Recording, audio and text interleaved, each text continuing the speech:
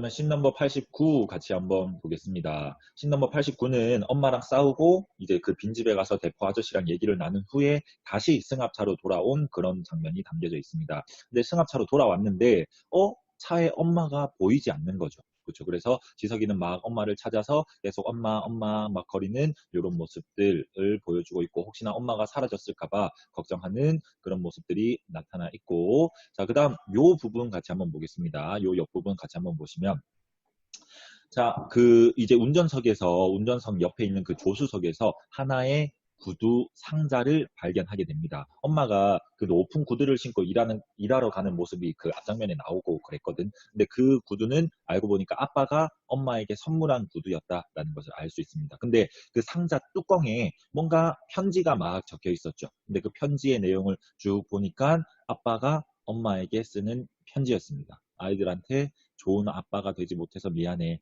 나 다시 모든 것을 바로잡아서 꼭 돌아올게. 그러니까 딱 일주일만 기다려줘 라고 하는 이런 아빠의 대사가 보인다는 거죠. 근데 어땠어?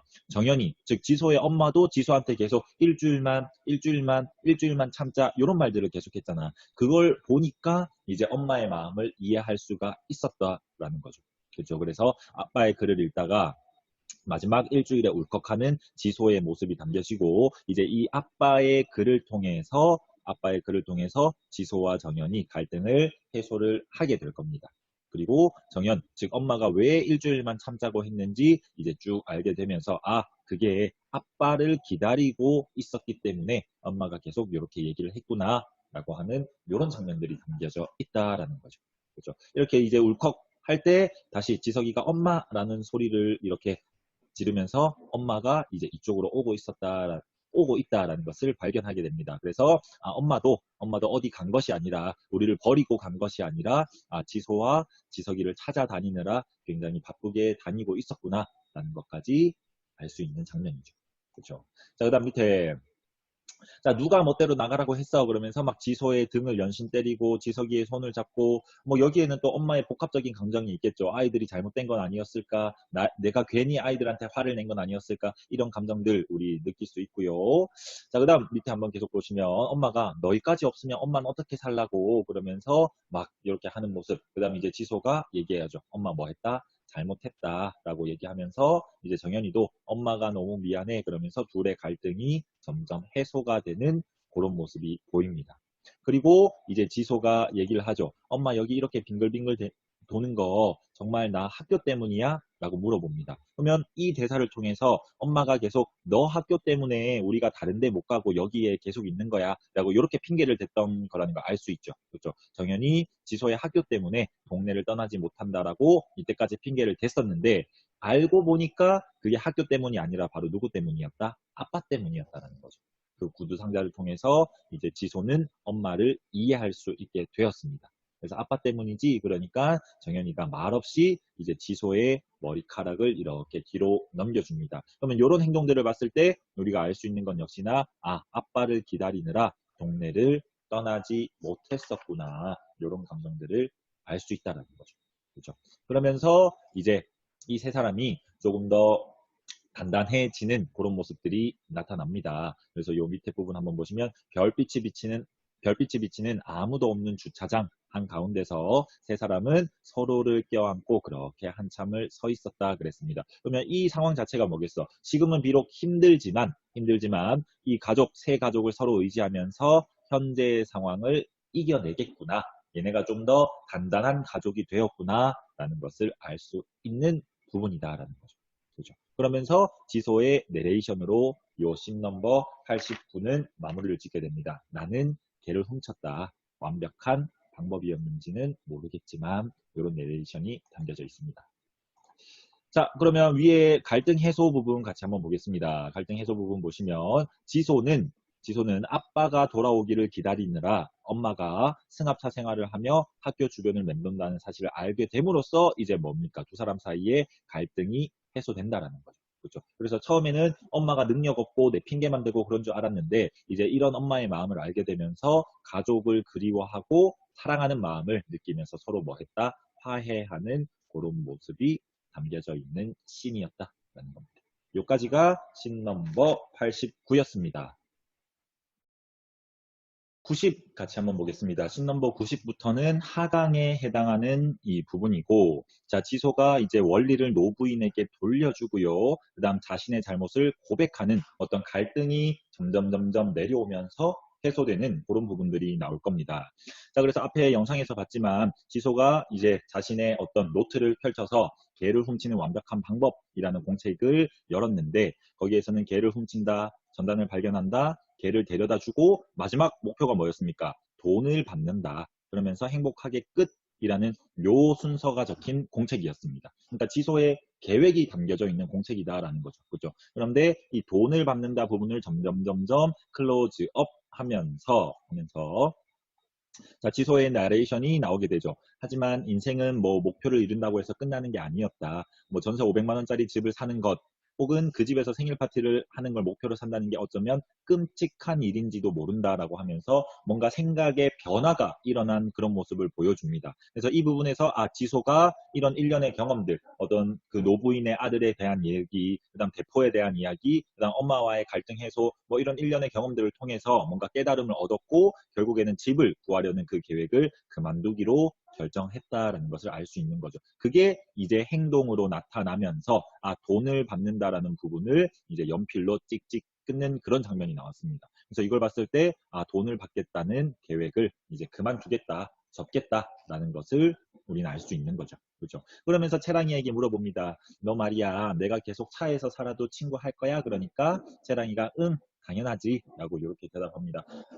너무 예쁘지 않아? 이 둘의 관계도 그렇고 채랑이의 그 순수한 마음도 그렇고 그렇죠. 그래서 너무 이런 친구들의 우정 또는 그 아이들의 성장, 그다음 예쁜 마음 이런 것들이 잘 드러나는 그런 영화인 것 같습니다.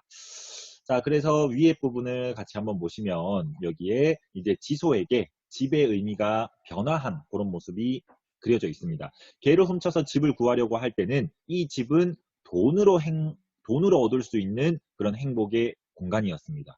그렇죠. 돈만을 오로지 목표로 했고 그래서 이 돈으로 행복을 살 수 있다라고 이렇게 생각을 했던 거죠. 그런데 이제 모든 걸 포기하고 개를 원리를 돌려주기로 결심했을 때는 집이라는 공간은 이런 돈으로 없는 그런 공간이 아니라 사랑하는 사람을 기다리는 곳이자 가족이 함께 모여서 살 수 있는 공간을 의미한다라는 것을 깨닫게 된 거죠. 그래서 승합차에서 살더라도 여기는 아빠를 기다리는 공간이자 우리 세 가족이 이렇게 단란하게 살 수 있는 요 공간이다라는 것을 깨닫게 되었기 때문에 지금 이렇게 신경의 변화가 일어나면서 500만 원을 받는 것을 포기하는 그런 모습들이 그려지고 있다라는 겁니다.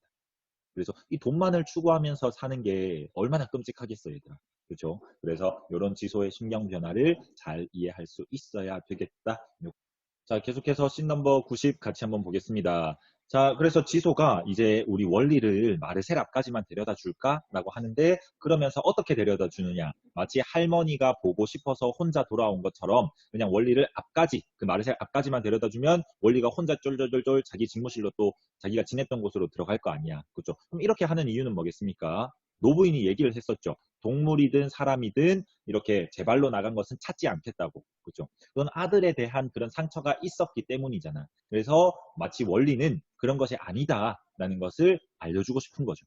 그렇죠. 그래서 원리가 스스로 집을 나간 것이 아님을 알려주기 위해서 이렇게 이제 계획을 세우고 있는 지소와 채랑의 모습이었습니다. 여기까지가 이제 씬 넘버 90이었습니다. 96의 내용을 같이 한번 살펴보겠습니다. 근데 요 전에 어떤 일이 있었냐면 그 피자 배달 부인 석구라는 사람이 이제 그 원리가 500만 원짜리 개라는 걸 알게 되고 그러니까 원리를 찾아주면 500만 원을 준다는 걸 알게 되어서 이제 그 원리를 훔쳐가지고 그 수영에게 원리를 주게 됩니다. 그러면서 막 자기한테 500만 원을 달라라고 하는 그런 장면이 있거든. 근데 수영은 역시나 아직까지 원리를 없애고 싶어 하는 사람이잖아. 그래서 일단 수영이 그 원리를 받아서 원리를 없애러 가고 있는데 이제 그것을 지소와 채랑 그다음 대포가 발견하고 같이 그 오토바이 수레로 그 원리를 다시 훔쳐서 그 원리를 이제 노부인에게 전해주려고 하는 그런 장면입니다. 그래서 씬 넘버 96부터는 이제 그 원리를 되찾아서 그것을 이제 마르셀로 이렇게 원리를 데려다 주는 그 장면이 담겨져 있습니다. 자, 그래서 지소가 고맙습니다, 아저씨. 그러면서 대포 아저씨랑 함께, 여기서 뭐 영화에선 세 손가락 아저씨죠. 그 아저씨랑 원리를 되찾아가지고 이제 마르셀 앞까지 온 장면입니다.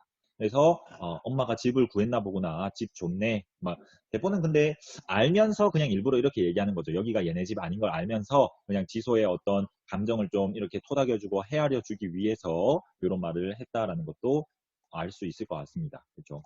자, 그래서 이제 뭐 지소가 그게 그러면서 우리 집 아니잖아. 여기 마르셀이잖아. 그렇죠? 그래서 막 이렇게 머뭇거리고 있으니까 대포가 오토바이 시동을 걸면서 주머니에서 뭔가를 건네주는데 그게 바로 뭐였습니까? 그 방울 목걸이였죠. 원리의 방울 목걸이. 아, 이거 길에서 주웠는데 그러면서 이제 방울 목걸이 그 윤서호라고 하고 그리고 전화번호가 적혀있는 그 방울 목걸이를 건네주자 갑자기 지소의 얼굴이 빨개집니다.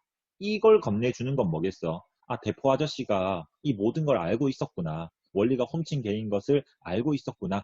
그런 것들이 이제 하면 그런 것들을 알게 되면서 이제 원리가 훔친 게임을 대포가 알고 있었다는 사실이 민망해서 요런 지시문들이 나타날 수 있다라고 보시면 되겠죠. 그렇죠. 자, 그래서 대포 아저씨가 이제 떠나려고 하는데 지소도 한마디를 던지죠. 아저씨 딸도 아저씨 엄청 보고 싶어 해요. 아저씨는 상상도 못할걸요. 그러면서 딸의 입장에서 심정을 전해줍니다. 왜? 본인도 본인의 아빠를 굉장히 보고 싶어 하고 있는 상황이니까. 그러니까 망설이지 말고 딸을 찾아가 보세요 라고 이렇게 대포 아저씨에게 전해주는 그런 모습인 거죠. 그렇죠. 그래서 대포는 지소의 말에 고개를 끄덕이면서 이제 지석과 채랑은 원리와 작별 인사를 하고 이제 지소가 원리를 놓고 나오는 그런 장면이 나오게 될 겁니다. 요까지가 종이 쳤네요. 그렇죠. 요까지가 씬 넘버 96이었습니다.